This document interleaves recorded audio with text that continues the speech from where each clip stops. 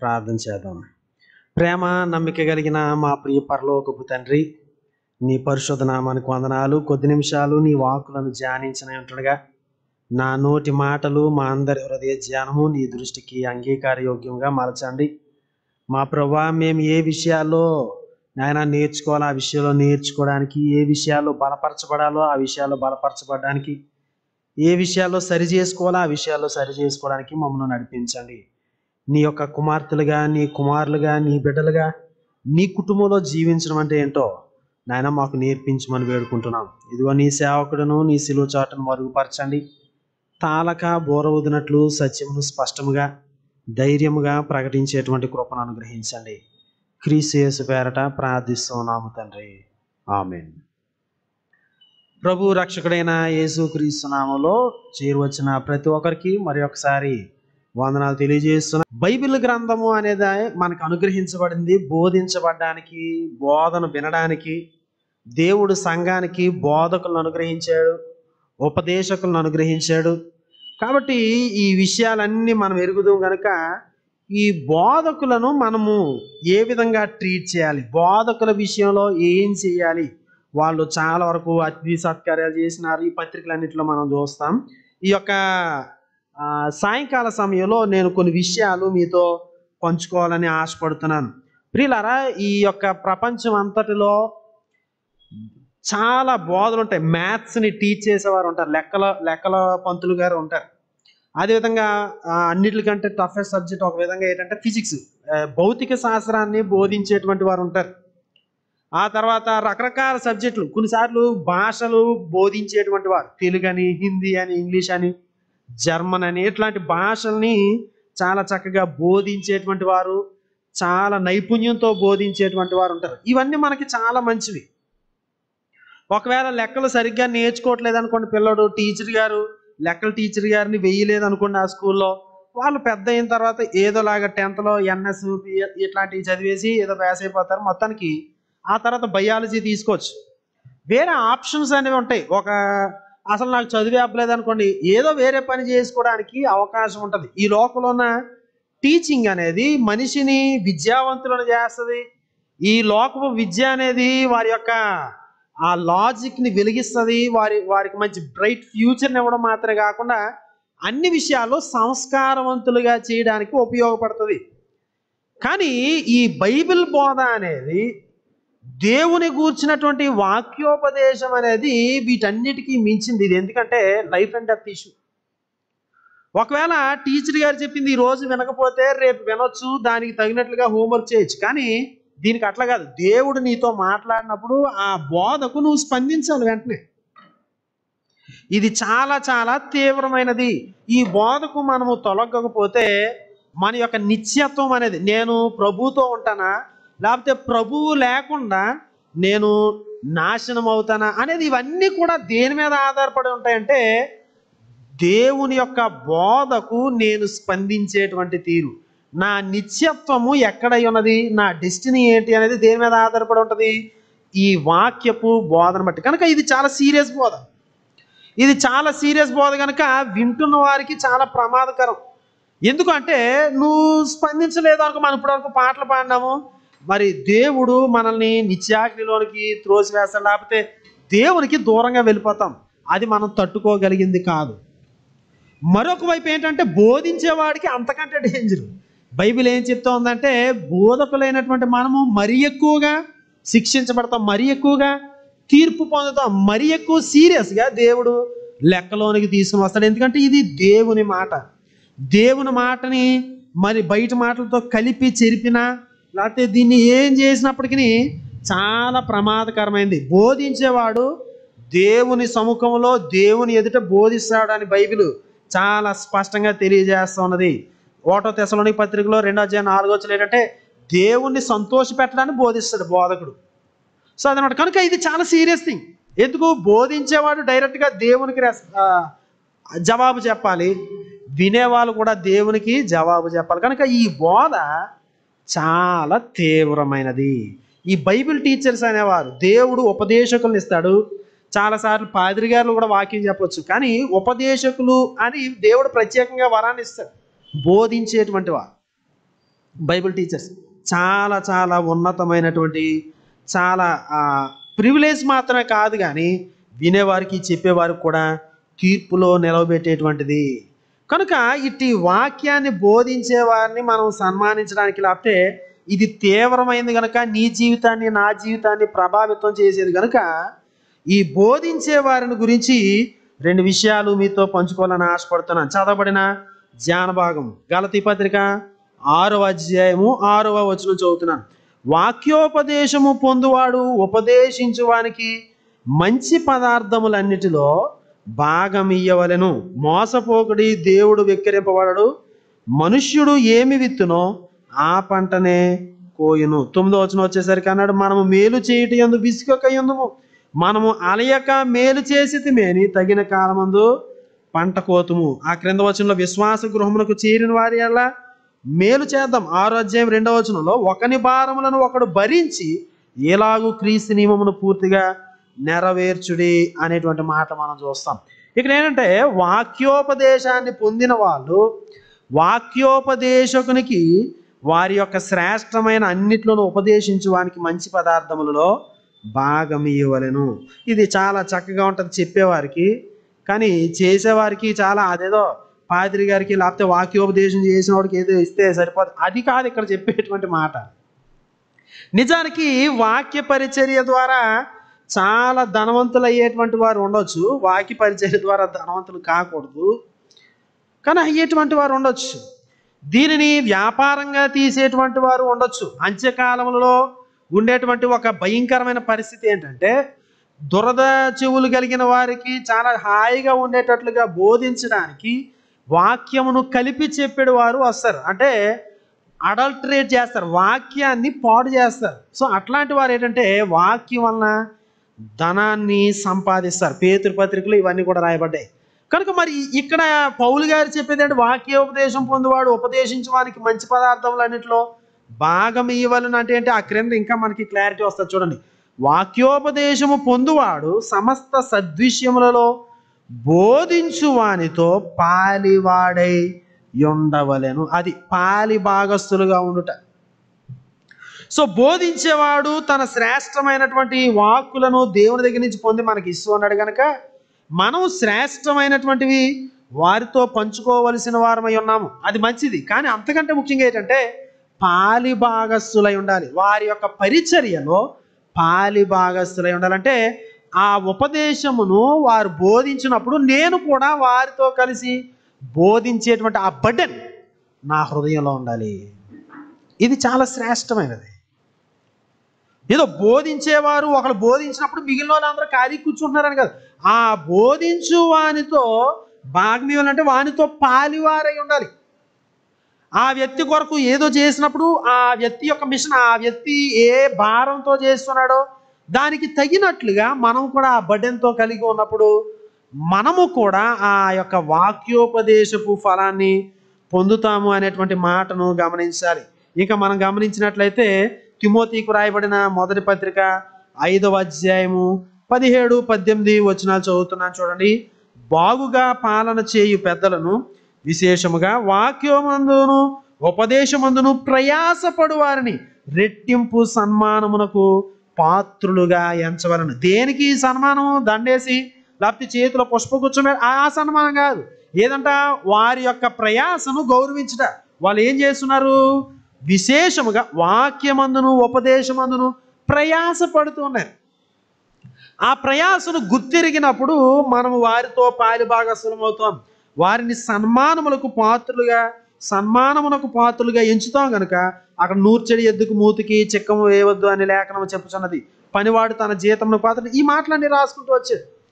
అంటే ఈ వాక్యోపదేశం పొందిన వాడిని అదండి అనుగ్రహించిన వాడిని పెంచి పోషించడం మాత్రం కాకుండా ఎవరైతే వాక్యాన్ని బోధించారో అంటే ప్రయాసపడ్డారో, ఏదో నుంచుని ఏదో మాట్లాడిస్తే కాదు, ప్రయాసపడ్డారో, ప్రభు యొక్క ముఖాన్ని చూస్తూ ప్రభువును సంతోష పెట్టడానికి ప్రయాసపడుతున్నారో, భయముతో వణుకుతో దేవుని యొక్క వాక్యాన్ని బోధిస్తున్నారో వారి యొక్క పరిచర్యను మనం ఏం చేయాలి? సన్మానమునకు పాత్రులుగా ఎంచాలి, గౌరవించగలగాలి.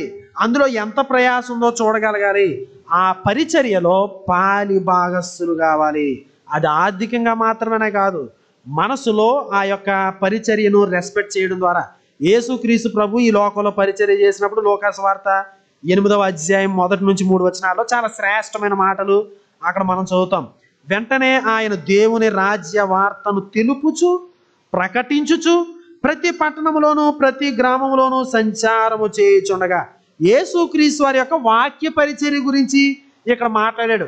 ఆయన స్వస్థతను చేయడానికి గురించి మాట్లాడలేదు, మంచి పనులు చేయడానికి గురించి మాట్లాడలేదు. చాలా స్పష్టంగా 1వ వచనంలో అన్నాడు, ఆయన రాజ్యవార్తను తెలుపుతున్నాడు, ప్రకటిస్తున్నాడు. ఇవన్నీ చేస్తున్నప్పుడు చూడండి, 12 మంది శిష్యులను, అపవిత్రాత్మలను, వ్యాధులను పోగొట్టబడినటువంటి కొందరు స్త్రీలను, అనగా 7 దయ్యములు వదిలిపోయిన మగ్దలేనే అనబడిన మరియయు, హేరోదు యొక్క గృహ నిర్వాహకుడు కూజా భార్యగు యోహన్నయు, సూసన్నయు ఆయనతో కూడా ఉండిరి. వీరును ఇతరులు అనేకులను తమకు కలిగిన ఆస్తితో వారికి ఉపచారము చేయుచు వచ్చిరి.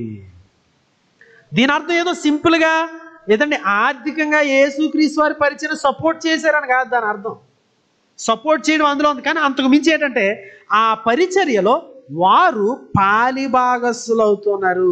యేసుక్రీస్తు వారు రాజ్యవార్తను ప్రకటించేటప్పుడు ఏ భారముతో ఉన్నాడో ఆ భారాన్ని వాళ్ళు పంచుకుంటూ ఉన్నారు. ఆ పరిచర్యలు ఏదో కొంచెం వాళ్ళు చేస్తున్నారు అని మనం చూస్తాం. కనుక నేర్చుకోవాల్సినటువంటి ఒక ప్రాముఖ్యమైనటువంటి పాఠం ఏంటంటే వాక్య పరిచర్యలో పాలు పంపులు పొందాలి. అది దేవుని యొక్క వాక్యాన్ని బోధించే వారితో ఆ యొక్క భారములో మనము కలిసి ప్రయాసపడినప్పుడు ఆ యొక్క పరిచర్య యొక్క విలువను మనం గ్రహించి ఎంతోమంది దేవుని రాజ్యానికి వారసులయ్యేటువంటి ఈ ప్రాముఖ్యమైన పరిచర్యలో మనము పాలిభాగస్తులు కావాలి, ప్రయాసపడాలి. పాలిభాగస్తులుగా ఉండడంలో చేయాల్సినటువంటి అన్నీ కూడా మనం చదువుకున్న విషయాల ప్రకారం ఇవన్నీ చేయాలి. రెట్టింపు సన్మానమునకు పాత్రులుగా ఎంచాలి. కనుక ఈ విషయాన్ని మనం నేర్చుకోవాలి. ఈ ఉపాధ్యాయ ఈ దినోత్సవాన మనము అతి శ్రేష్టమైనటువంటి ఈ బోధకు సంబంధించిన విషయంలో పాలిభాగస్థులం అవుతున్నామా, పరిచర్యలో పాలిభాగస్థులము అవుతున్నామా? మరొక సత్యాన్ని, 2వ సత్యాన్ని మీకు చూపిస్తాను చూడండి. ఎఫెసీ పత్రిక 6వ అధ్యాయం, ఎఫెసీ పత్రిక 6వ అధ్యాయము 19వ వచనము 20వ వచనాన్ని చదువుతున్నాను. పౌలు గారు చెరసాలలో ఉన్నాడు. దేవుని యొక్క వాక్యాన్ని బోధించడం వల్ల ఆయన్ను బంధించారు. ఈ రోజుల్లో ఉన్నట్లు కాదు, ఆ రోజుల్లో చెరసాల చాలా భయంకరమైనటువంటి శిక్ష. సో ఆయన చెరసాలలో ఉన్నాడు. ఇక్కడ బయట ఉన్నటువంటి ఎఫెసీ సంఘానికి ఉత్తరం రాస్తున్నాడు. ఉత్తరం రాస్తూ ఈ మాటలు చెప్తున్నాడు చూడండి.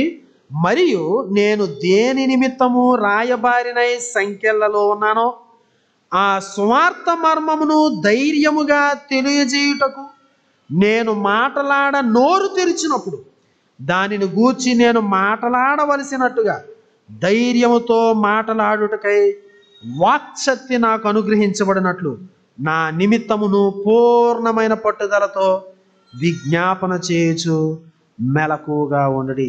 ఇక్కడ పౌలు గారు ఒక ప్రేయర్ రిక్వెస్ట్ చేస్తా ఉన్నాడు. అందరూ పాదిరి గారికి ప్రేయర్ రిక్వెస్ట్ ఇవ్వచ్చు, కానీ పాదిరి గారికి లేకపోతే సేవకులు కూడా ప్రార్థన అవసరతలు ఉంటాయి. కనుక ఈయన ఆ ప్రార్థన అవసరత చెప్తున్నాడు. ఈయన ఏ ప్రార్థన అవసరత చెప్పలేదో మనం గమనించాలి. ఆ రోజుల్లో చెరసాలలో ఉన్నప్పుడు ఖైదీ తన యొక్క ఖర్చును తానే పెట్టుకోవాలి. వాళ్ళకి జైలు యొక్క అధికారులు బొవ్వ పెట్టరు, వీళ్ళ బొవ్వ వీళ్ళే తినాలి. అలాగని బయటికి వెళ్ళినవారు పని చేయడానికి వీళ్ళకి సంబంధించిన వాళ్ళు ఎవరో ఒకరు వీళ్ళని పోషించాలి. అది చాలా కఠినమైనటువంటి విషయం. రెండవది ఏంటంటే ఈ చెరసాలలో మనకులాగా అన్ని వసతులు ఉండవు. చాలా భయంకరమైన గడ్డు పరిస్థితులను ఎదుర్కోవాలి. సో కాబట్టి ఏ ఖైదీ అన్నా విడుదలను కోరుకుంటాడు. అందున పౌలు లాంటి వాడు చాలా ఉన్నతమైన కుటుంబంలో జన్మించి చాలా శ్రేష్టమైనటువంటి చదువులను చదువుకుని ఆ రోజుల్లోనే అంతర్జాతీయ ఖ్యాతిని యవన వయసులోనే గడించినటువంటి వ్యక్తి చెరసాలలో ఎంచుకుంటాడు చెప్పండి. కనుక ఆయన ఏం ప్రార్థన కోరాలి? నేను బేగా విడుదల అయ్యేటట్లుగా ప్రార్థన చేయండి, నాకు ఇక్కడ ఆహారం అది కుదరట్లేదు ప్రార్థన చేయండి, నాకు మెడికేషన్ సరిగ్గా లేదు ప్రార్థన చేయండి, వీళ్ళు ఎలా జైల్లోంచి జడ్జిమెంట్కి ఇంకా తీసుకురావట్లేదు అలా ప్రొలాంగ్ చేస్తున్నారు, బేగా ఈ యొక్క తీర్పు ఇదంతా కూడా ఈ ప్రొసీజర్ జరగడానికి సహాయం చేసేటట్లుగా దేవునికి ప్రార్థన చేయండి, కోర్టు ఖర్చులు ఎక్కువ అవుతున్నాయి, ఖర్చులకు మీరు ఏమైనా సహాయం చేయండి. ఇట్లా ఎవరైనా ప్రార్థన అవసరం చెప్తారు. లేకపోతే నేను బయటకు వస్తే బేగా బోలంత పరిచర్య జరుగుతుంది కనుక మీరు ఆ విధంగా చేయండి అని కూడా అడగొచ్చు. కానీ ఈయన అట్లాంటిది ఏం అడగట్లేదు. ఏం అడుగుతా ఉన్నాడు చూడండి 19వ వచనంలో, మరియు నేను దేని నిమిత్తము రాయబారినై సంఖ్యలతోనను ఆ సువార్త మర్మమును ధైర్యముగా తెలియజేయుటకు నేను మాటలార నోరు తెరిచినప్పుడు. ఈయన చెరసాల్లో ఉన్నప్పుడు కూడా నోరు తెరుస్తున్నాడు ఉత్తరాలు రాయించడానికి, వచ్చిన లాయర్లకి వాక్యం చెప్పడానికి, అక్కడ ఉన్నటువంటి ఖైదీలకు వాక్యాన్ని చెప్పడానికి, ఆయనతో ఉన్నటువంటి తోటి పరిచారకులు చూడడానికి వచ్చినప్పుడు వాక్యం చెప్పడానికి ఆయన నోరు తెరిచినప్పుడు దాని గూర్చి నేను మాట్లాడవలసినట్టు ధైర్యముగా మాట్లాడుటకై వాక్శక్తి నాకు అనుగ్రహించబడినట్లు నా నిమిత్తము పూర్ణమైన పట్టుదలతో విజ్ఞాపన చేయొచ్చు మేరకు. ఈయన ప్రార్థన అడుగుతా ఉన్నాడు. ఎట్లా ప్రార్థన చేయమంటాడండి? నా నిమిత్తము పూర్ణమైన పట్టుదలతో. పౌలు గారి యొక్క వాక్య పరిచర్య కొరకు పూర్ణమైనటువంటి పట్టుదలతో ప్రార్థన చేయాలంట. ఎట్లా చేయాలి? పూర్ణమైన పట్టుదలతో విజ్ఞాపన చేయాలి. విజ్ఞాపన అంటే ఇంటర్సెసరీ అనమాట. చాలా తీవ్రంగా చాలాసేపు ఇతరుల కొరకు చేసేదాన్ని విజ్ఞాపన ప్రార్థన అంటారు. సో ఏం చెప్తా ఉన్నాడు? నేను వాక్య పరిచర్యను చేయడం కొరకు పూర్ణమైన పట్టుదలతో ప్రార్థన చేయండి, విజ్ఞాపన చేయండి. అంత మాత్రం కాదు, మెలకువగా ఉండుడి.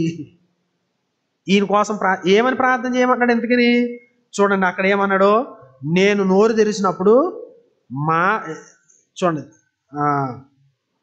20వ వచనం, నేను దానిని గూర్చి నేను మాట్లాడవలసినట్టుగా మాట్లాడాలి. దేవుని యొక్క వాక్యాన్ని ఎట్లా బోధించాలో అట్లాగే బోధించడానికి.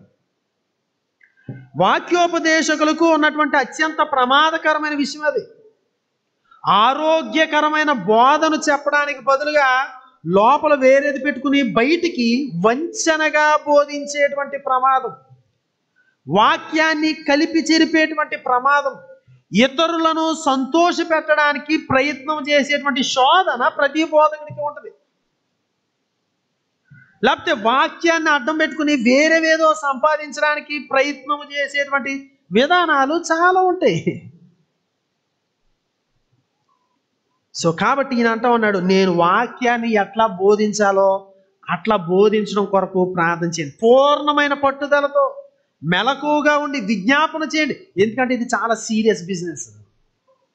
నేను వాక్యాన్ని వేరేగా బోధిస్తానేమో, నాకు భయం వేసి చక్రవర్తి ఎదుట భయం వేసి, లేకపోతే ఎవరో మనుషులు లాయర్ల దగ్గర భయం వేసి నేను ఒకవేళ వాక్యాన్ని ట్విస్ట్ చేసేస్తానేమో. నేను మాట్లాడవలసినట్లుగా మాట్లాడడానికి దేవుడు ఏ విధంగా మాట్లాడాలని ఆశపడుతున్నాడో ఆ విధంగా స్వచ్ఛమైన వాక్యాన్ని, ఆరోగ్యవంతమైనటువంటి వాక్యాన్ని బోధించడానికి నా నిమిత్తము పూర్ణమైన పట్టుదలతో విజ్ఞాపన చేయొచ్చు మెలకుగా ఉండండి అంటున్నాడు. నా ప్రియ సహోదరి సహోదరులారా, వాక్యోపదేశకుల కొరకు మీరు చేయగలిగిన గొప్ప పని ఏంటంటే ఇది. ఏది? పూర్ణమైన పట్టుదలతో విజ్ఞాపన చేయొచ్చు మెలకుగా ఉండట. నాయన మా పాదిరి గారిని దీవించండి, లేకపోతే ఇంట్లో ఈరోజు పలానా వాళ్ళు వాక్యం చెప్తున్నారు, వారు బాగా చెప్పడానికి సహాయం చేయండి, ఏడంతల ఆత్మతో నింపండి. అంతేకాదు ప్రార్థన అంటే వారు చెప్పాల్సిన విధంగా చెప్పేటట్లుగా. వారి చుట్టూ అనేకమైన శోధనలు ముసురుతూ ఉంటాయి. వాక్యోపదేశకుడు సత్యవాక్యాన్ని బోధిస్తూ ఉన్నప్పుడు ఏం జరుగుతుందంటే నరకంలో ఉన్న శక్తులన్నీ కూడా కదులుతూ ఉంటాయి. ఆ ప్రిపరేషన్ దగ్గర నుంచి కూడా ఎలా శోధించాలో అట్లా శోధిస్తే అపవాది తీరిగ్గా కూర్చుంటాడు చెప్పండి. దేవుని అంధకారంలో ఉన్నటువంటి ప్రజలు వెలుతురులోనికి రావడానికి సిద్ధంగా ఉంటే అపవాది ఊరుకుంటాడా? కాబట్టి వాడు చేయాల్సినవన్నీ చేస్తూ ఉంటాడు, శోధించడానికి ప్రయత్నం చేస్తాడు. కాబట్టి దేవుని ప్రజలు వాక్యోపదేశకుని కొరకు ఏం చేయాలి? ప్రార్థించాలి. ప్రభువా, ఇదిగో ఈ వ్యక్తి సిద్ధపడుతున్నాడు, ఎట్లా చెప్పాలో అట్లా చెప్పగలిగేటువంటి కృపను అనుగ్రహించు. వాక్యాన్ని కలిపి చెరపకుండానట్లుగా, వేరే ఏదో ఆశించి వాక్యాన్ని చెప్పకుండానట్లుగా, పుల్పిట్ని అబ్యూజ్ చేయకుండా ఉండేటట్లుగా సహాయం చేయండి అని ప్రార్థించాలి. నా కొరకే కానీ ఇంకెవరు వాక్యం చెప్పినా వారి గురించి. అది మన రెస్పాన్సిబిలిటీ, అది నీ బాధ్యత, అది నా బాధ్యత. సంఘము అపవాది మీదకి యుద్ధానికి వెళ్ళడం అంటే దేనికి వెళ్తా చెప్పండి? పాతాళలోక ద్వారములు దాని ఎదుట నిలువజాలవు అన్నాడు యేసుక్రీస్తు వారు. సంఘము పాతాళ మీదకి యుద్ధానికి వెళ్తా ఉంది. సాతానుగాడు మన మీదకి యుద్ధానికి రావడం కాదు, మనము పాతాళ మీదకి యుద్ధానికి వెళ్తున్నాం. అది దాని అర్థం. మత్తయి సువార్తలో రాయబడింది పాతాళలోక ద్వారములు అంటే పాతాళం మీదకి మనం యుద్ధానికి వెళ్తున్నాం. వాక్యాన్ని బోధించే సమయానికి వాడు యుద్ధానికి వస్తాడు. కానీ అంతకు ముందే మన వాక్యోపదేశకుల కొరకు, ఆరాధన కొరకు మనం మోకాలపై ప్రార్థించినప్పుడు, పట్టుదలతో విజ్ఞాపన చేసినప్పుడు ఏం జరుగుతుంది? మనం అందరము సంఘముగా అపవాది యొక్క ఆ పాతాళ లోకం మీదకి యుద్ధానికి వెళ్తాం. చెప్పండి, ఇప్పుడు మనం గనక అట్లా చేసినామే అనుకోండి, ప్రార్థన చేసినామే అనుకోండి, ఏం జరుగుతుంది? ఎన్ని ఆత్మలు రక్షించబడతాయి?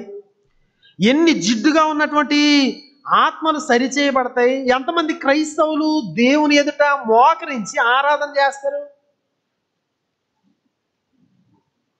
ఏం చెప్పారులే, ఏం చేశారులే అని మనం అనుకుంటాం. కానీ ఆ ఫెయిల్యూర్ ఆయన ఒక్కడిదే కాదు, ఎవరిది? మనందరిది. ఎందుకంటే మనం ప్రార్థించలేదు.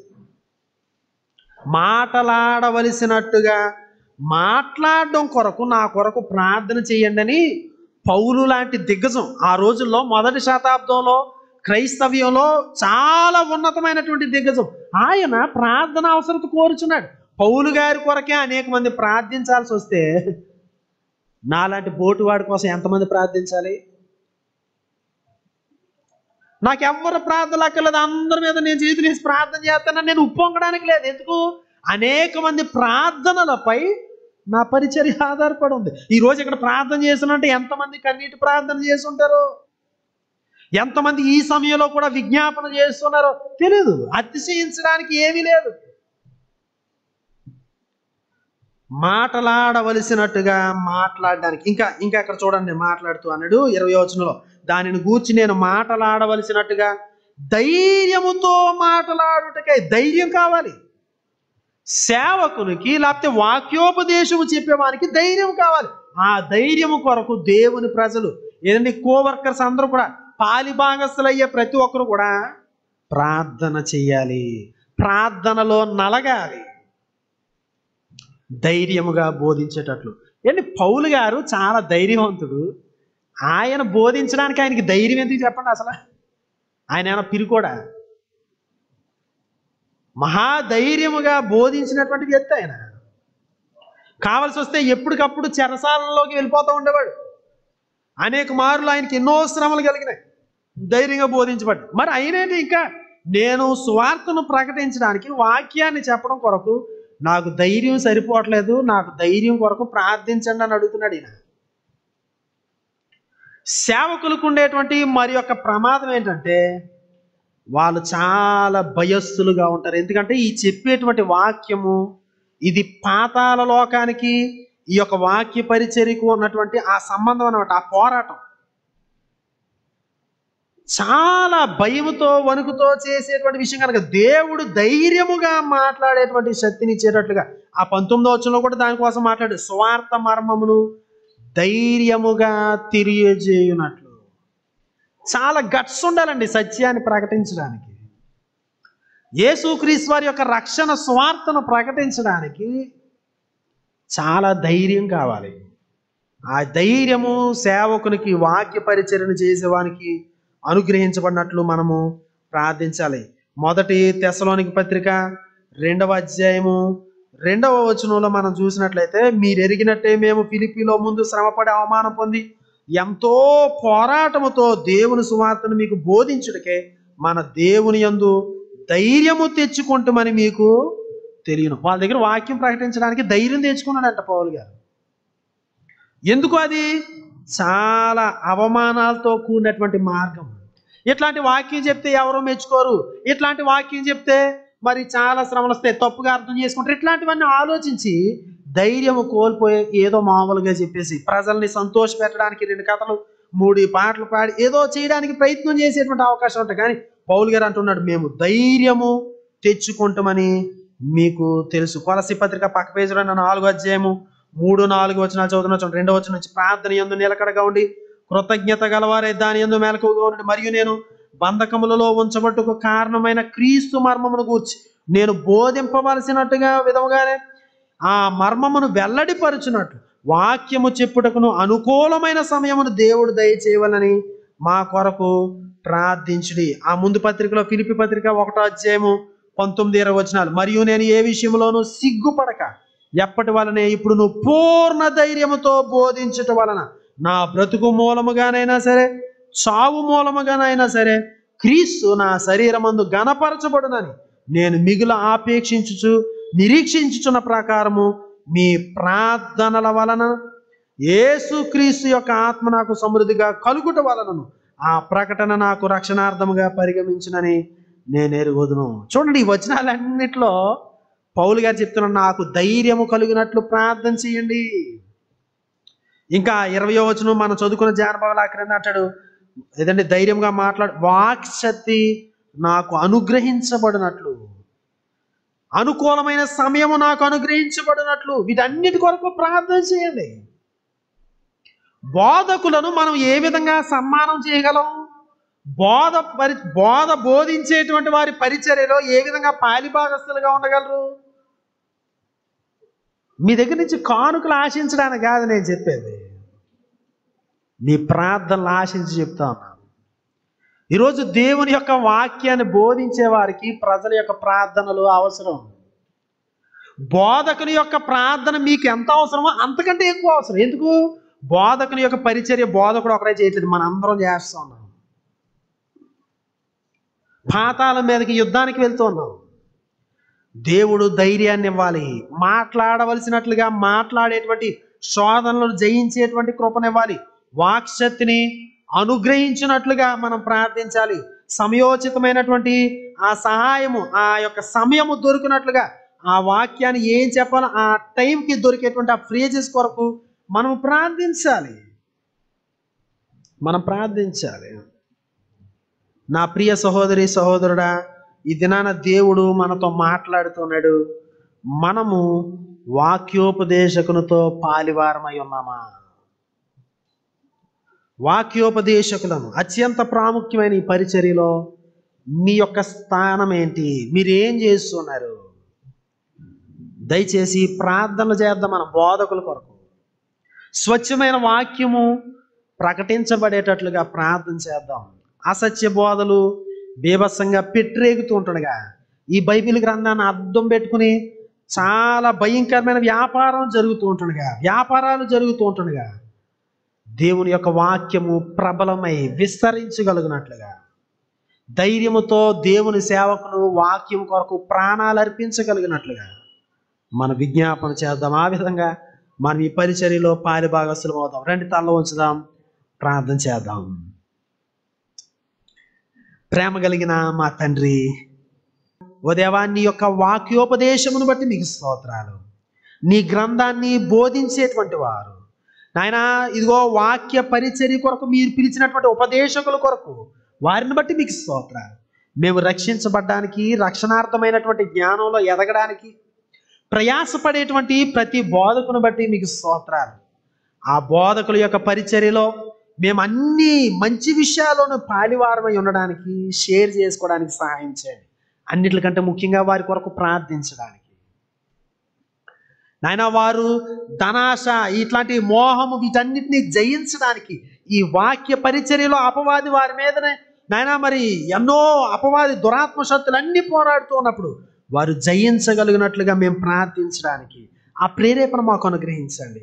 వారం అంతట్లో వారి సిద్ధపాటులో ఓ దేవా మీ యొక్క సహాయతను అర్థిస్తున్నాం. మేము ప్రార్థించడానికి సహాయం చేయండి, ధైర్యముతో బోధించడానికి, వాక్శక్తి మీరు అనుగ్రహించినట్లుగా మేమందరం ప్రార్థించడానికి సహాయతను అనుగ్రహించండి. మేమందరం కలిసి బోధించడానికి, మేమందరం కలిసి నీ రాజ్యయాత్రలో పాలు పంపులు పొందడానికి సహాయతను అనుగ్రహించండి. ఇదిగో ఈ సంఘములో నాయన ఉపదేశించు వారందరిని బట్టి, ఆ స్కిల్ని మీరు అనుగ్రహించిన ప్రతి సహోదరుని బట్టి, సహోదరిని బట్టి మీకు స్తోత్రాలు. వారి యొక్క వరమును ప్రజ్వలింపజేసుకోగలిగినట్లుగా సహాయతను అనుగ్రహించండి.